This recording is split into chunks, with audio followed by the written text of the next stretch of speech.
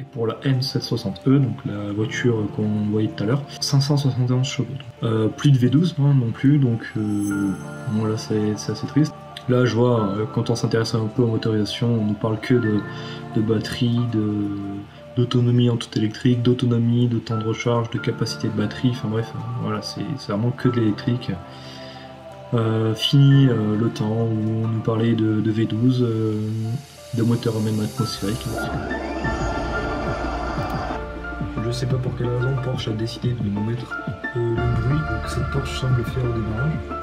C'est vraiment ridicule, on a l'impression d'entendre un ventilateur. Cette voiture, c'est probablement l'une des dernières ou même la dernière hein, à être équipée d'un V12 atmosphérique tel que celui-là.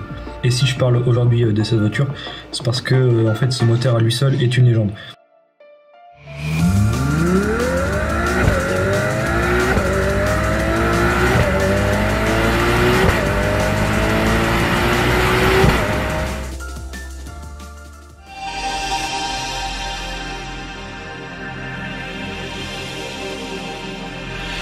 Salut à tous, bienvenue dans cette nouvelle vidéo. Alors, vous l'aurez noté, ça fait un petit moment que j'avais pas fait de réaction, mais là, avec l'arrivée d'un nouveau vaisseau amiral de chez Ferrari, doté d'un V12 atmosphérique, on se devait évidemment de réagir sur cette nouvelle Ferrari, alors dénommée Dodici Cilindri. Alors évidemment, c'est une pure propulsion, moteur placé en position centrale avant.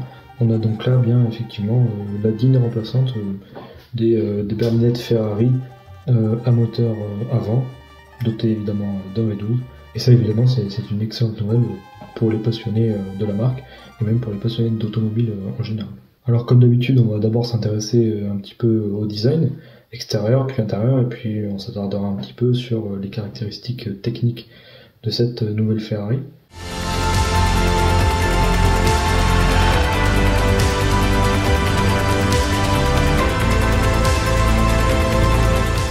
Alors pour ce qui est du design extérieur, globalement on n'est pas dépaysé, on retrouve ce qui se fait habituellement chez Ferrari.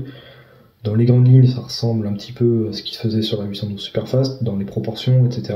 Mais on a aussi quand même pas mal d'hommages, de références à des Ferrari plus vieilles, plus anciennes, notamment la 365 GTB, la Daytona en fait, avec ce liseré noir en partie avant, ce bandeau noir là qui est situé juste entre les deux optiques avant. Alors c'est certainement la référence la plus visible, la plus marquante, mais voilà, en tout cas on a pas mal d'allusions au passé. Comme je le disais, sur cette face avant, on a la présence d'un bandeau noir assez épais finalement, avec le logo Ferrari en son centre. Dans le prolongement de ce bandeau et de chaque côté, on retrouve les deux optiques. Alors ils sont de la même épaisseur que ce bandeau, ça permet de les intégrer quand même de manière assez jolie. Et juste en dessous, on retrouve un bouclier d'une taille assez imposante. Le tout est, je trouve, assez élégant, bien qu'on ait quand même une bonne touche de sportivité, hein, c'est quand même plutôt agressif. Ensuite, pour ce qui est du profil, alors c'est peut-être une des parties que je préfère sur ce genre de véhicule, tout simplement parce que je trouve les proportions juste magnifiques. On a un capot qui est extrêmement long. On retrouve également le logo Ferrari apposé sur une extrémité de l'aile. Ce que je trouve également frappant, c'est la taille des roues, la taille des jantes. Alors évidemment, avec les freins qui est derrière, on comprend pourquoi. Mais le fait que la roue fasse presque la totalité de la hauteur du capot, si on regarde bien devant, c'est assez particulier, mais c'est assez joli. Et d'ailleurs, les passages de roue, puisqu'on en parlait, alors que ce soit aussi bien à l'avant, mais aussi à l'arrière, sont mis en valeur par des galbes assez prononcées sur la carrosserie. Et évidemment, ça muscle la voiture et c'est quand même plutôt très joli. On pourra noter d'ailleurs qu'une grande partie du pavillon est noire, et donc on retrouve finalement assez peu la couleur de la carrosserie sur le toit. Et je trouve que voilà, ça abaisse visuellement la voiture. Et ça permet aussi de retrouver ce dessin de lunette arrière, assez particulier, mais assez joli aussi. Ensuite, pour ce qui est de la partie arrière, on a déjà un petit peu parlé de cette lunette arrière assez originale.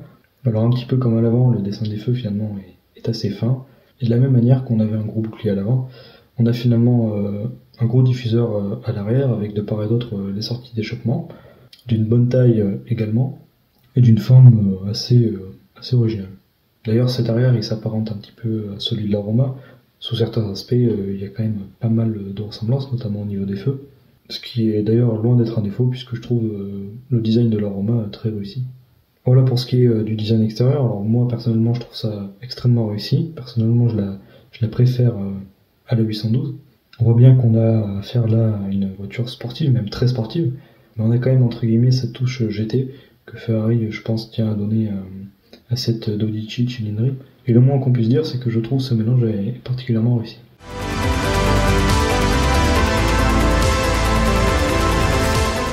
Ensuite, pour ce qui est de l'intérieur, bon là on n'a pas de grosse révolution. On retrouve en fait un petit peu ce qui se faisait sur le Purosangue notamment. On a principalement en fait 3 écrans, donc un derrière le volant pour le conducteur, ensuite un pour le passager, donc la petite tradition Ferrari aussi également depuis déjà pas mal d'années, et puis enfin un 3e écran d'une taille un petit peu plus grande au niveau de la console centrale. L'ambiance évidemment est extrêmement sportive, tant sur le plan des couleurs que des matériaux. On retrouve évidemment du carbone. Ensuite pour ce qui est du volant, là pareil, hein, pas de grosse révolution, même si je crois l'ergonomie en a été améliorée, ce qui à mon avis n'était peut-être pas du luxe, hein, puisque chez Ferrari l'ensemble des commandes se trouve sur le volant. Et puis évidemment on retrouve le magnétino toujours à la même place. Et puis on notera également la présence de certains détails qui font penser un petit peu à l'univers de la course, un petit peu à l'image de ces repose-pieds en aluminium, aussi bien pour le conducteur que pour le passager. Et puis cette impression de cockpit qu'on a à l'intérieur de cet habitacle, et là encore une fois aussi bien pour le conducteur que pour le passager. Et je terminerai en disant que je trouve que les écrans sont globalement bien intégrés. Malgré tout, il y a quelques années, enfin, on va dire il n'y a pas si longtemps que ça, il y avait beaucoup moins d'écrans dans ce genre de Ferrari. On va dire que le multimédia prenait une place bien moins importante. Je pense pas que c'était quelque chose de mal en soi.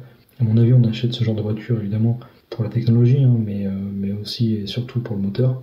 Et c'est une voiture qui n'a pas tout à fait la même vocation qu'une Roma par exemple, qui pour le coup est vraiment un petit peu plus GT. Donc dans ce genre de voiture, c'est pas gênant d'avoir des écrans, d'avoir du multimédia, d'avoir de la connectivité, etc. Mais dans ce genre de voiture, je pense qu'on recherche un petit peu autre chose et je pense pas que ce soit indispensable d'avoir des écrans d'une si grande taille, puisqu'une voiture vraiment sportive finalement n'a pas vraiment besoin d'autant d'écrans quand on sait qu'on la conduit pour autre chose que ça. Et d'ailleurs, preuve en est, c'est qu'il n'y a pas si longtemps, comme je disais, la présence d'écran était bien plus réduite.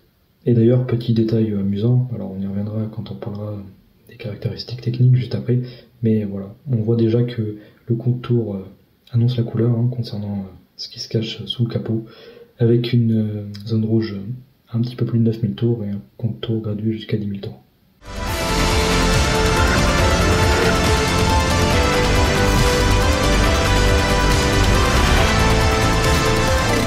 Alors je vous propose à présent de passer aux caractéristiques techniques du véhicule. Alors on va un petit peu aborder ce qui relève des performances et aussi des caractéristiques techniques du moteur évidemment. Pour ça je vous propose de regarder ce qu'on retrouve sur le site Ferrari. Alors la première chose qu'on voit c'est cette vitesse maximale, supérieure à 340 km/h. Évidemment c'est considérable, hein. En même temps vu la puissance on s'attend pas forcément à moins. Mais ce qui est quand même je trouve encore peut-être plus impressionnant c'est le 0 à 100 et surtout le 0 à 200 km/h.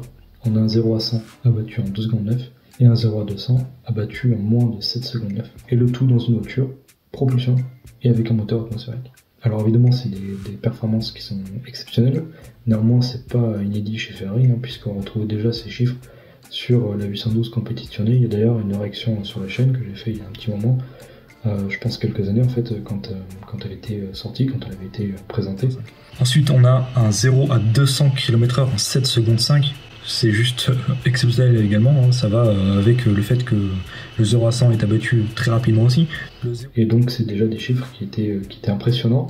Et là en fait finalement on retrouve les mêmes performances en gros hein, que la 812 compétitionnée, ce qui est plutôt logique puisque les voitures font sensiblement le même poids et exactement la même puissance. On retrouve toujours finalement le V12 ouvert à 65 degrés, 2 cylindrés et 830 chevaux à 9250 tours minute. Donc la puissance maximale est vraiment perchée quasiment tout en haut du contour, puisque le moteur prend 9500 tours. On a évidemment un couple très respectable de 678 Nm à 7250 tours minute. Donc évidemment le couple est perché aussi assez haut, alors évidemment on manque la puissance. Malgré tout, 80% du couple est disponible dès 2500 tours minute. Donc ça dénote quand même pas mal de la réactivité du moteur. Et c'est ça aussi finalement la force de ce moteur, hein, c'est qu'il est vraiment rempli à tous les régimes, bien qu'il prenne 9500 tours minute et que la puissance soit perchée haut dans les tours. Ferrari a encore une fois réussi à tirer toute la quintessence de ce moteur V12 Seal 5 atmosphérique, On voit bien malgré tout que les limites ont peut-être été un petit peu atteintes, puisque la puissance ne progresse pas par rapport à la 812 compétitionnée. En même temps, c'est plutôt logique, d'un cycle 5 de cylindrée, sortir 830 chevaux, c'est déjà exceptionnel, c'est un exploit en soi. En tirer plus, ça s'avère compliqué, et pour tirer le maximum de puissance de ce moteur, il a quand même été un petit peu retravaillé par rapport à la 812 compétitionnée, pour ce qui est au niveau des bielles, des pistons, etc. Et ensuite, pour ce qui est de la boîte, on leur retrouve une boîte de vitesse à 8 vitesses, une boîte automatique évidemment, à double embrayage. Et on retrouve d'ailleurs également un système 4 roues directrices pour cette Dodici à cylindrée. Ensuite, pour ce qui est des mensurations, on retrouve une longueur de 4,73 m, c'est 8 cm de plus que la 812, alors le battement lui a été légèrement raccourci. Sur cette Dodici cylindrée, il mesure 2,70 m. Et en fait, c'était tout simplement pour améliorer l'agilité de cette voiture. Donc ils ont raccourci l'empattement avec le système 4 roues directrices. Ferrari a voulu donner tout simplement un comportement routier un petit peu plus dynamique, un petit peu plus agile. Et le poids, lui, évidemment, dans cette optique a été contenu au maximum. Elle pèse 35 kg de plus que la 812 qu'elle remplace, c'est-à-dire 1560 kg. D'ailleurs, à ce sujet, la répartition des masses est quasiment parfaite. 48,4% à l'avant, 51,6% à l'arrière. C'est dû aussi en partie évidemment au fait que le moteur soit placé en position centrale avant. Ça joue évidemment sur l'équilibre de la voiture, et notamment celui de l'équilibre des masses. Et là on voit que c'est quasiment parfait. Et d'ailleurs, petit détail, mais on retrouve un réservoir de 92 litres.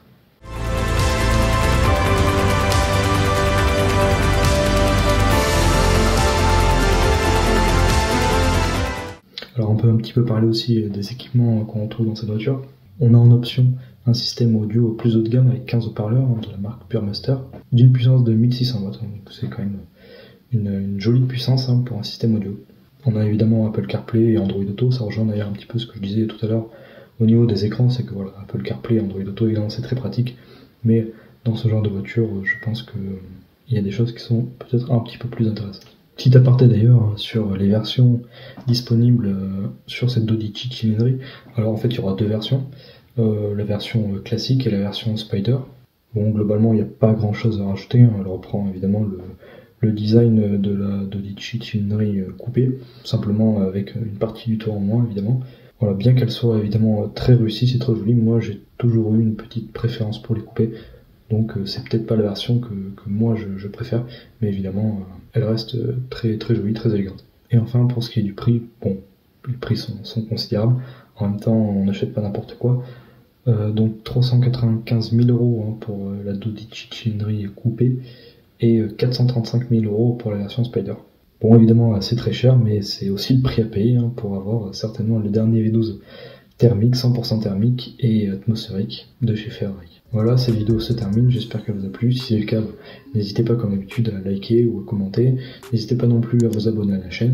On espère évidemment avoir d'autres surprises de ce genre, puisque ça fait toujours plaisir de se rendre compte que les moteurs thermiques, 100% thermiques, ne sont pas morts. Bon, qui plus est un V12 atmosphérique de cette envergure-là, évidemment c'est encore plus exceptionnel. Ça fait plaisir de voir qu'il y a encore des vrais passionnés chez les constructeurs automobiles eux-mêmes, puisque bon, c'est clairement pas la tendance en ce moment, mais voilà, ça fait extrêmement plaisir et c'est extrêmement bien que Ferrari perpétue la tradition avec ce V12 atmosphérique dans la plus pure tradition Ferrari, et c'est je trouve vraiment exceptionnel.